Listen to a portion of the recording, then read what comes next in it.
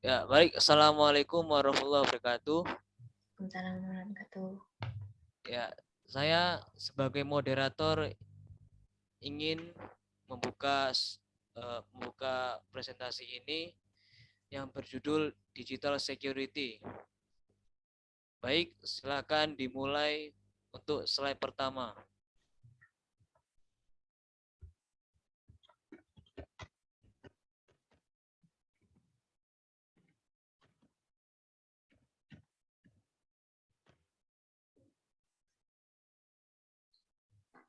Di sini saya akan menjelaskan mengenai keamanan digital. Secara umum, keamanan digital dapat dimaknai sebagai sebuah proses untuk memastikan penggunaan layanan digital dapat dilakukan secara aman dan nyaman. Tidak hanya untuk mengamankan data yang kita miliki, melainkan juga melindungi data pribadi yang bersifat rahasia. Persoalan keamanan digital mencuat sejak pertama kali internet lahir dikarenakan sifatnya yang menghubungkan antara pengguna secara langsung dan global, yang membuat keamanan data menjadi salah satu perhatian serius bagi masing-masing pengguna internet. Berikut hal-hal yang perlu dilakukan agar terhindar dari kejahatan yang terjadi di internet. 1. Memproteksi perangkat digital. 2. Melindungi identitas digital dan data pribadi. Dan yang ketiga, memahami dan menghindari penipuan digital.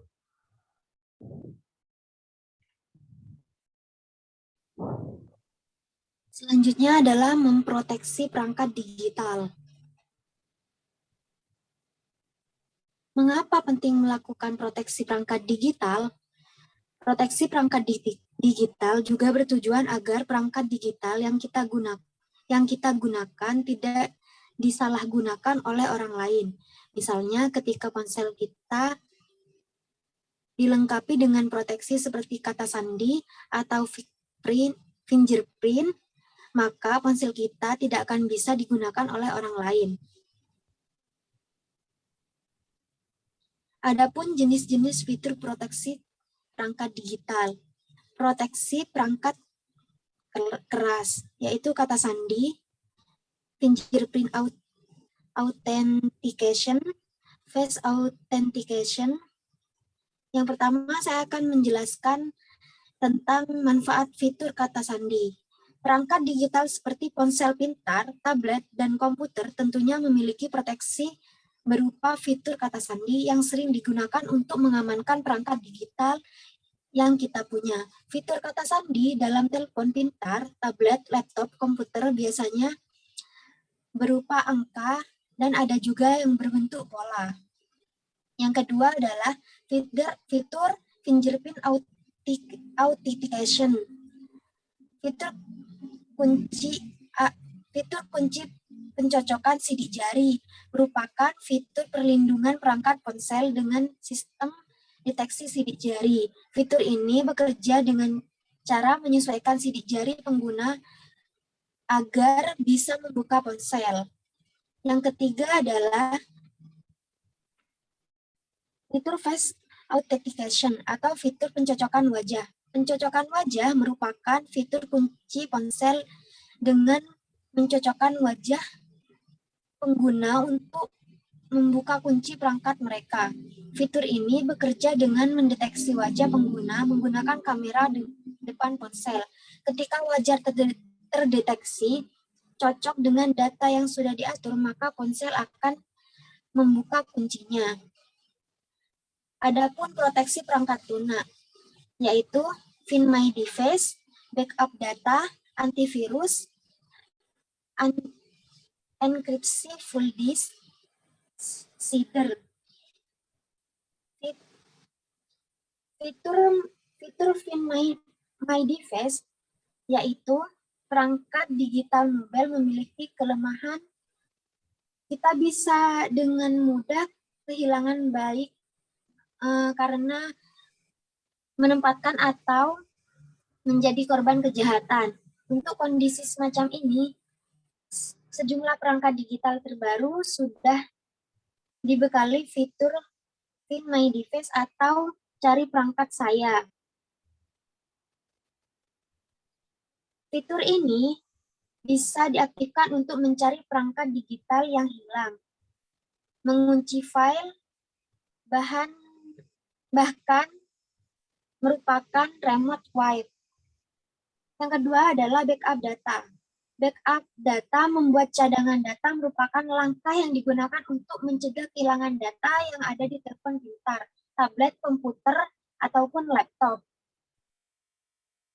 Selanjutnya adalah antivirus. Antivirus adalah pertahanan utama perangkat digital terhadap malware adalah menggunakan perangkat lunak yang baik untuk melindungi sistem perangkat digital. Meskipun ada sejumlah program antivirus di pasaran, program yang kita pilih harus memiliki reputasi yang baik. Selanjutnya adalah enkripsi full disk. Enkripsi full disk kemungkinan seluruh kapasitas hard drive komputer untuk dienkripsi mencakup sistem program dan semua data yang tersimpan di dalamnya, sehingga data tidak dapat diakses tanpa mengetahui kata kunci yang telah diatur. Yang terakhir adalah fitur seeder. Seeder merupakan fitur yang mampu memuaskan data secara total sehingga tidak dapat dimanfaatkan oleh pihak lain, sebab menghapus data saja tidak menjamin data terhapus sepenuhnya. Data tersebut tetap bisa dimunculkan kembali dengan perangkat lunak tertentu. Next. Upaya dan konsekuensi proteksi perangkat digital. Ditinjau dari aspek hukum sesuai Undang-Undang Nomor 11 Tahun 2008 tentang informasi yang transaksi elektronik bagaimana diubah melalui Undang-Undang Nomor 19 Tahun 2016 atau UU ITE pasal 45 ayat 1 UU ITE mengatur setiap orang yang dengan sengaja dan tanpa hak mendistribusikan dan mentransmisikan atau membuat dapat diakses informasi elektronik atau dokumen elektronik yang memiliki muatan yang melanggar keasusilaan sebagaimana dimaksud dalam pasal 27 ayat 1 dipidana dengan pidana penjara paling lama 6 tahun atau didenda paling banyak 1 miliar. Selanjutnya akan dijelaskan oleh teman saya.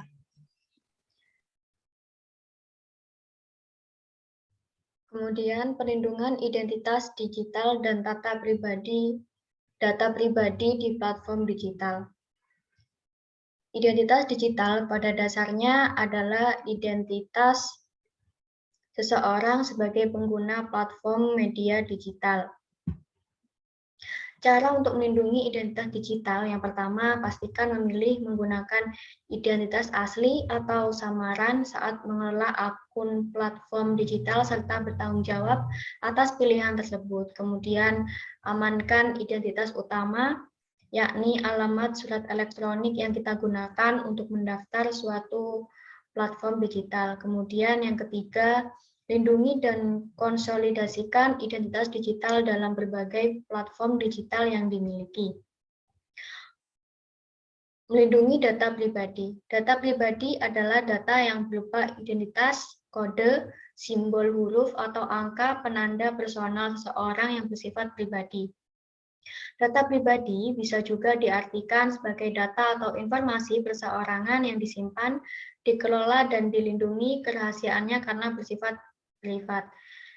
Di Indonesia, rancangan Undang-Undang Perlindungan Data Pribadi mendefinisikan data pribadi sebagai setiap data tentang seseorang yang teridentifikasi dan dapat diidentifikasi secara tersendiri atau dikombinasikan dengan informasi lainnya, baik secara langsung maupun tidak langsung melalui sistem elektronik dan non-elektronik. Kemudian ragam penipuan digital. Dalam berbagai kasus serangan cyber di atas, penipuan digital menjadi salah satu bentuk kejahatan digital yang cukup rentan dan banyak dialami oleh masyarakat.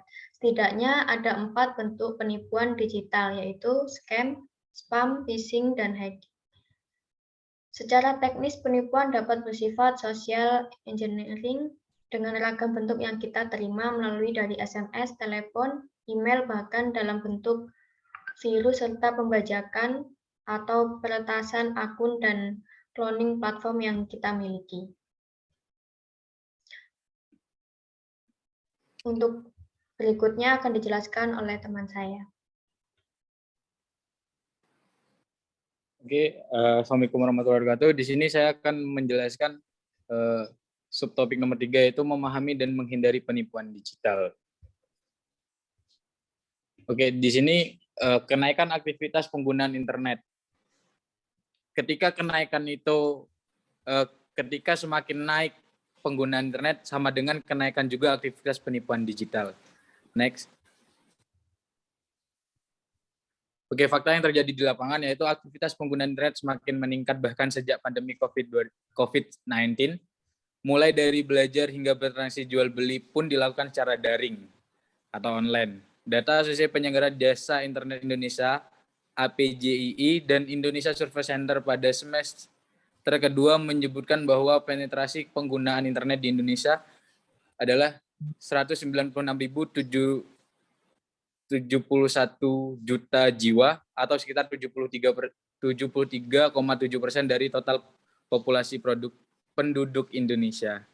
Next.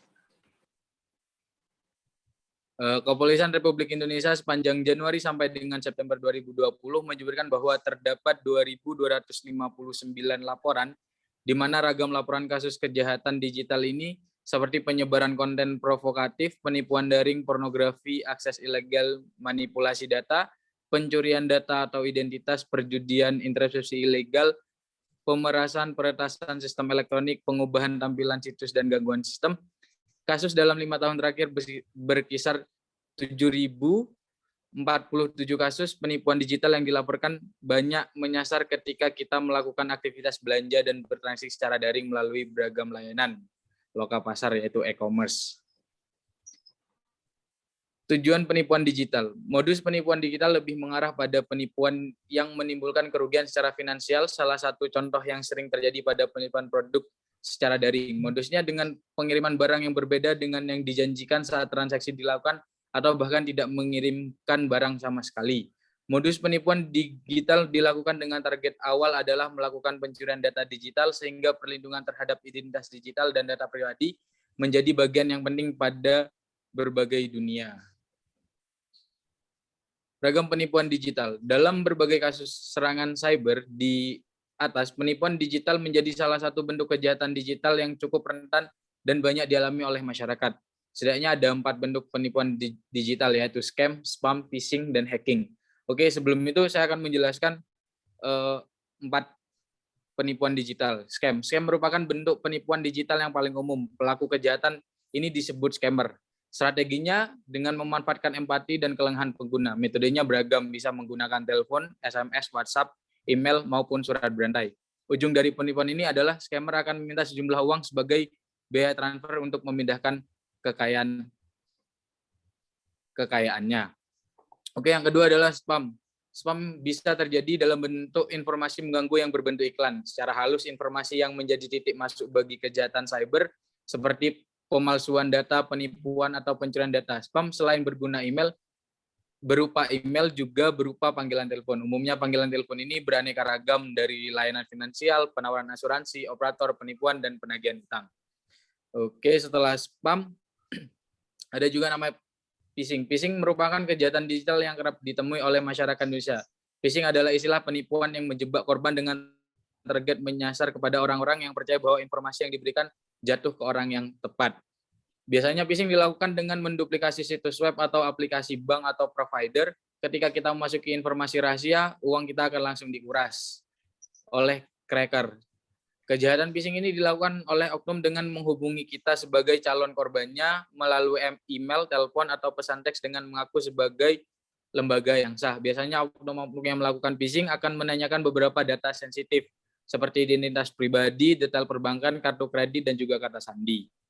Oke, selanjutnya adalah hacking. Hacking merupakan tindakan dari seorang yang disebut sebagai hacker yang sedang mencari kelemahan dari sebuah sistem komputer di mana hasilnya dapat berupa program kecil yang dapat digunakan untuk masuk ke dalam sistem komputer ataupun memanfaatkan sistem tersebut untuk suatu tujuan tertentu tanpa harus memiliki user account.